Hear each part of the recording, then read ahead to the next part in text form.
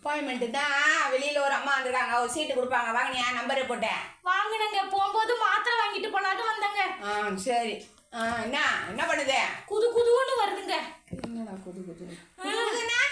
கையெல்லாம் குடையுதுங்க. குளிருதா? ஆமாங்க ஆமாங்க டாக்டரே.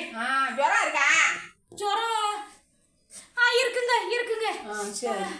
காலு வலிக்குதுங்க. கால் வலிக்குதா? ஆமாங்க. கையை குடையுதுங்க. சரி. அப்புறம் இடுப்பு இழுக்குதுங்க. அப்புறம் மூச்சு விட முடியலங்க. மூச்சு வாங்குதுங்க. எதனா வலி இருக்கா? இருக்குதா? இருக்குங்க. உடம்புல வலி வச்சுக்கிட்டு தனியா இருக்க. வீட்டுல யார் வரலையா?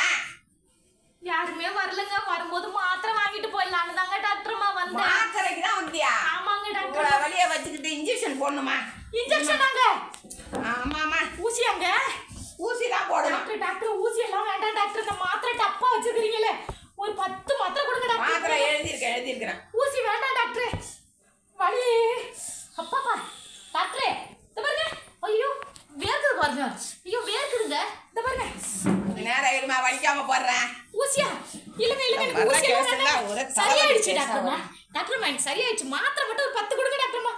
போட்டுட்டா உடம்பு நல்லா இருக்கா? போறீங்க ஊசி எங்க போறீங்க? இடுப்புலயா? இங்க போட போறீங்க? ஆமா. அப்பா அப்பா.